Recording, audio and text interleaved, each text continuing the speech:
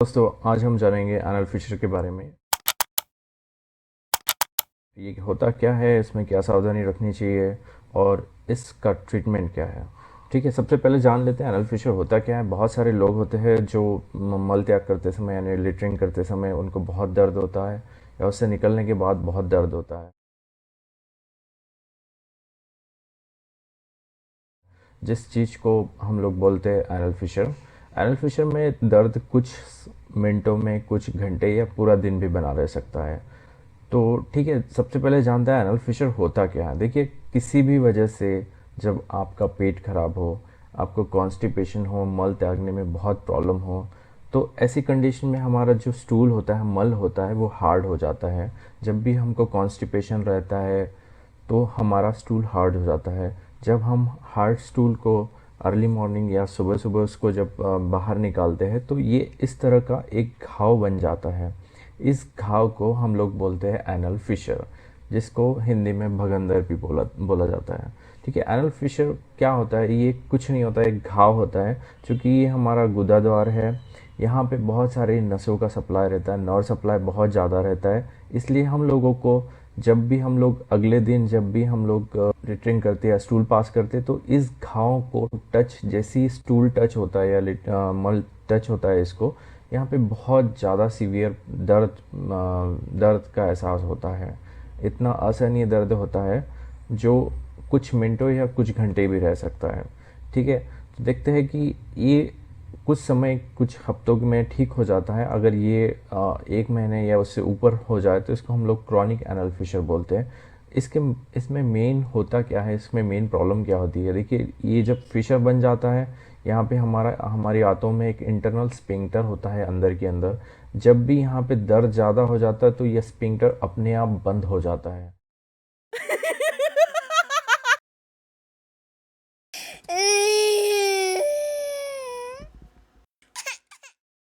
अपने आप बंद होने के कारण क्या होता है कि जब हम स्टूल लेटरिंग करने बैठते हैं तो जैसे ही पहला लेटरिंग पास होता है, यहाँ पे हम लोगों को दर्द होता है। दर्द होने के कारण ये स्पिंक्टर अपने आप बंद हो जाता है। स्पिंक्टर बंद होने के कारण हमारा मल बाहर नहीं निकल पाता है और यह हमारी आंतों में ही चिपक जाता है।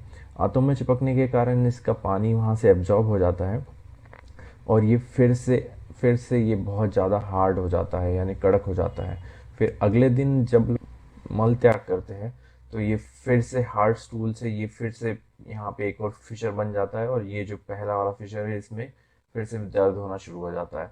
तो ये एक साइकिल है, ये कंटिन्यू होते जाता है। देखिए, किसी भी कारण से अगर हम मल त्याग नहीं पाए, हम स्टूल नहीं कर पाए रूटीनली डेली, या फिर हमारा जो पूरा स्टूल है हमारी आंतों से नहीं निकल पाए, तो वो अंदर के अंदर उसका पानी जो होता है वो सूख जाता है, जिसके कारण हमारा मल जो है कड़क होना शुरू हो जाता है।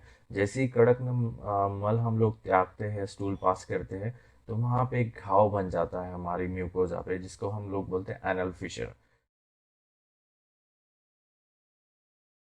एनल फिशर देखिए, अब इस अगले इसमें आते हैं कि इसको ट्रीटमेंट क्या है। देखिए, तीन इसमें इसको डिवाइड किया है: कंजर्वेटिव, फार्माकोलॉजिकल और सर्जिकल।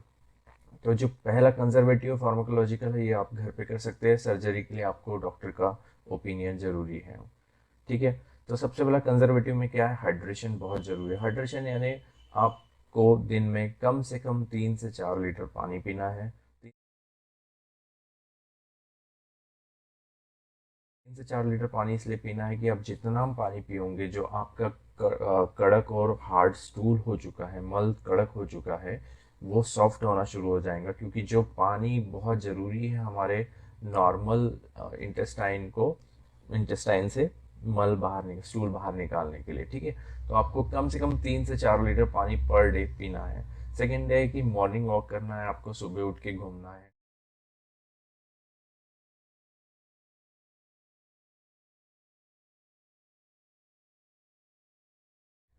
अब मॉर्निंग वॉक नहीं कर पाते हैं, अगर समय की कमी है, तो आप इवनिंग में जा सकते हैं। इवनिंग में कम से कम हमको 15 मिनट से आधा घंटे तक वॉक करना है। मॉर्निंग वॉक या इवनिंग वॉक के एक फ़ायदे होते हैं। देखिए, दो चीज़ें होती है। एक तो जैसे ही हम लोग चलते हैं, हमारी जो आते हैं उनकी गति बढ़ जाती है, तो जो हमारा मल आंतों में चिपका हुआ है निकल के नीचे की तरफ शिफ्ट होता है। दूसरा होता है कि ग्रेविटी, जो गुरुत्वाकर्षण के कारण क्या होता है कि मल हमारा जो होता है वो नीचे की तरफ आता है जैसे ही हम लोग चलते हैं। तो मॉर्निंग वॉक से आपका पेट अगले दिन बहुत साफ रहेगा।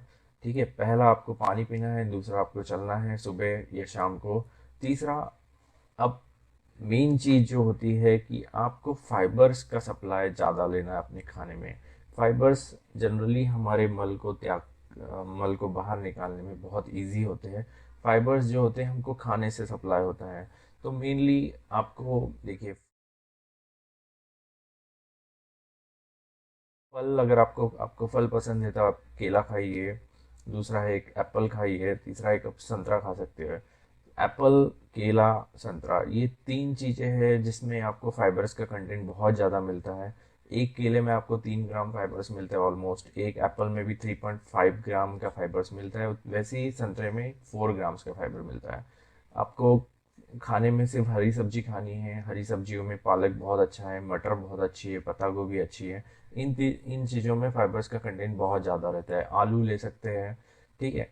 और आपको ड्राई फ्रूट्स में, अगर आप ड्राई फ्रूट्स पसंद है तो आप बादाम खा सकते हैं, क्योंकि बादाम में सबसे ज़्यादा फाइबर कंटेंट रहता है। देखिए, एक आधा कप बादाम में 6.5 ग्राम फाइबर्स रहता है। फलों में आप स्ट्रॉबेरी भी ऐड कर सकते हैं। तो ठीक है, फाइबर्स के बहुत फ़ायदे होते हैं। इससे आगे चल के आपको बीपी और शुगर का प्रॉब्लम भी नहीं होगा अगर आप फाइबर्स अपनी डाइट में लेते हैं तो। ठीक है, नेक्स्ट है, अब ये तो हो गया आपका आपको क्या करना है। नेक्स्ट है कि ट्रीटमेंट, अगर आपको ऑलरेडी फ्रेक्चर हो चुका है तो उसका ट्रीटमेंट क्या है। ट्रीटमेंट सबसे पहला कि सिट्स बात, इसको हम लोग सिट्स बात बोलते हैं। सिट्स बात होता क्या है, देखिए, आपको एक टब में गर्म पानी, गुनगुना पानी करना है। गुनगुने पानी में आपको मल त्याग करने के बाद, स्टूल के पास होने के बाद में 5 से 15 मिनट तक बैठना है, हल्के से कुनकुने पानी में। गर्म पानी से थोड़ा कम गुनगुना पानी, उसमें 5 से 15 मिनट आप बैठ सकते हो। 15 मिनट, इसमें क्या होगा कि जो मैंने बताया कि इंटरनल स्पिंक्टर जो रहता है हमारा, जिसमें स्पाजम आ जाता है, जो उसमें स्वेलिंग, सूजन आ जाती है, 15 मिनट पानी के बाद जितना गर्म पानी उस जगह को टच होगा उतना उस जगह का सर्कुलेशन फास्ट होगा, ब्लड सप्लाई उस जगह को ज़्यादा होता है। और ज़्यादा ब्लड सर्कुलेशन होने के कारण वहाँ पे जो घाव है वो बहुत जल्दी भर जाता है। सेकंड चीज़ है कि आपको, आप गुनगुने पानी में आप या तो डेटॉल डाल सकते हैं। डेटॉल में एंटीसेप्टिक प्रॉपर्टी होती है, ये वो घाव भरने में बहुत मदद करेगा। सेकंड है कि आयुर्वेदिक प्रिपरेशन आती है जिसको बोलते हैं जात्यादि तेल। जात्यादि तेल आयुर्वेदिक मेडिकल स्टोर पे अवेलेबल मिल जाएगा आपको। ये भी आप एक गुनगुने पानी में 1 चम्मच जात्यादि तेल या 2 चम्मच जात्यादि तेल डाल के आपको 15 मिनट बैठना है। ये भी नेचुरल हीलिंग का काम करता है, ये भी घाव भरने का काम करता है। मेनली आपका मेन उद्देश्य है कि जो आपका घाव हो चुका है उसको भरना है आपको किसी भी हालत में। और किसी भी हालत में आपको पेट साफ रखना है, और आपका कड़क जो स्टूल हो रहा है, जो कड़क मल आपका बाहर निकल रहा है, उसको सॉफ्ट करना है, उसको नरम करना है। ठीक है। सेकंड है कि आपको दवाई कौन सी लेनी है। दवाई में आपको लेग्जेटिव लेने हैं। देखिए, लेग्जेटिव क्या करते हैं, लेग्जेटिव ऐसी चीज़ें होती है जो हमारा जो कड़क मल होता है, किसी भी कारण से हमारा पेट साफ नहीं हो पाया, बहुत सारे लोग होते हैं जो 2 दिन में एक बार अपना मल साफ करते हैं, तो उन उन लोगों में हार्ड स्टूल हो जाता है। तो ये जो हार्ड स्टूल है, इसको सॉफ्ट बनाने के लिए डुफालेक सिरप है, ये एलोपैथिक मेडिकल में अवेलेबल हो जाएगा।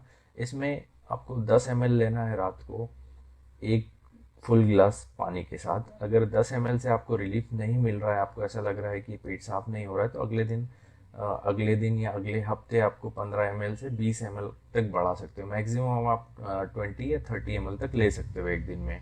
ठीक है। अगर आपको एलोपैथिक ट्रीटमेंट नहीं करवाना है तो एक आयुर्वेदिक आते हैं, अभ्यरिस्ट करके आती है। अभ्यरिस्ट में भी वही है, ये भी स्टूल जो हमारा मल होता है उसको सॉफ्ट कर देता है। अभ्यरिस्ट भी आपको सेम एक ग्लास पानी में 2 चम्मच या 1 चम्मच लेना है रात को सोने से पहले। ठीक है। और दूसरी एक बात की, जो भी आप लेक्सेटिव ले रहे हो, अभेरेस्ट ले रहे हो या डुफालेक ले रहे हो, आप जब तक एक साइकिल आपका ब्रेक डाउन नहीं हो जाता, मतलब जब तक एक हार्ड मोशन, आपका जो कड़क मल है वो एक ब्रेक होके नॉर्मल इसमें बाहर निकल जाए, उसके बाद जैसे ही आपका 3 दिन 4 दिन या एक हफ्ता, जब भी आपका फिशर ठीक हो जाए, आपको ये लेक्सेटिव लेना बंद कर देना है। क्योंकि ये हमारी एक तो ये कोई भी लैक्सेटिव हो दुनिया में, वो हैबिट फॉर्मिंग रहते हैं, यानी आपको उसकी आदत लग सकती है, तो आपको उसकी आदत नहीं लगानी है। नेक्स्ट टाइम आपको अगर वैसी प्रॉब्लम फिर से रिपीट हो रही है, फिर से आपका एनल फिशर हो रहा है, तो आप अगले साइकिल में जब भी आपको फिर से तकलीफ होना शुरू हो जाए तो उस समय आप ये फिर से ले सकते हैं। वैसे ये डुफालेक जो है लेक्सिटिव, ये सेफ है, ये नॉन हैबिट फॉर्मिंग है, ये बिल्कुल हैबिट फॉर्म नहीं करता। अभेरिस्ट के भी कोई ज़्यादा साइड इफेक्ट नहीं है, इसलिए मैं ये लेक्सिटिव आपको प्रेफर कर रहा हूँ। ठीक है।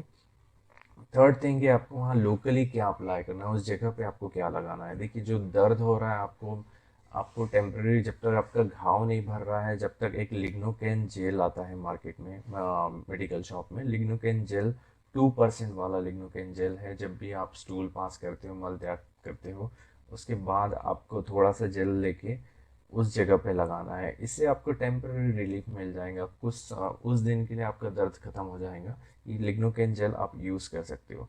तो ये सब चीज़ें हैं। आपको अच्छा पानी पीना है, अच्छा खाना खाना है, एक्सरसाइज करनी है, फिर उसके बाद में आपको सिट्स बाथ लेने हैं, आपको लेक्सेटिव लेना है रात में, और दर्द अगर बहुत ज़्यादा हो तो आपको लोकल लिग्नोकेन जेल लगाना है। अगर इन सब चीज़ों से भी आपका एनल फिशर ठीक नहीं हो रहा है तो एक क्रीमा जेल करके आता है, डेल्टी अजीम हाइड्रोक्लोराइड।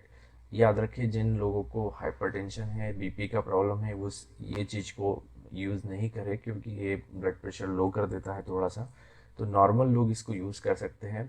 ये भी आपको जब आप लिटरिंग से वापस आ जाए, आप एक बार फ्रेश हो जाए, आप थोड़ा सा सिट्स बाथ ले लीजिए। सिट्स बाथ लेने के 15-20 मिनट बाद आपको ये जेल लगाना है, और ये जेल लगा के आपको एक दिन पूरा रखना है। ठीक है। ये बहुत इफ़ेक्टिव जेल है। इसमें क्या होता है, ये एक कैल्शियम चैनल ब्लॉकर रहता है। ये हमारा उस जगह का गुदा द्वार का जो ब्लड सप्लाई रहता है वो बढ़ा देता है। जितना ज़्यादा ब्लड सप्लाई उस एरिया में होगा, उतना जल्दी घाव भरने में मदद मिलेंगी।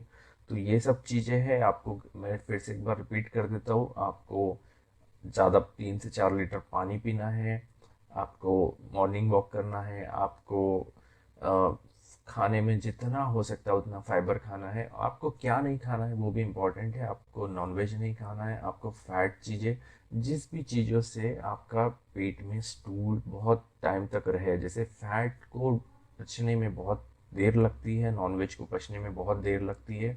इसलिए हमारा जो मल है, स्टूल है, वो हमारी एनल कैनल तक नहीं पहुंच पाता है 24 घंटे में। इसलिए अगले दिन जब भी आप नॉनवेज खाओ या फैट वाली चीज़ें खाओ या मैदा खाओ, तो इन चीज़ों से क्या होता है कि आपका पेट साफ नहीं होता है। और क्योंकि ये चीज़ें बहुत देर तक हाथों में चिपकी रहती है, पचने में भी बहुत प्रॉब्लम आती है। तो जब तक आपको टेम्पररी प्रॉब्लम है एनल फिशर का, आपको ये सब चीज़ें बंद करनी है, आपको फाइबर खाना है।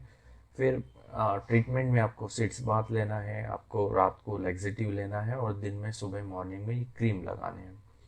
ठीक है। तो ये आई होप आप लोगों को ये वीडियो पसंद आया होगा। आप लोग सब्सक्राइब कर सकते हैं, शेयर कर सकते हैं इस वीडियो को।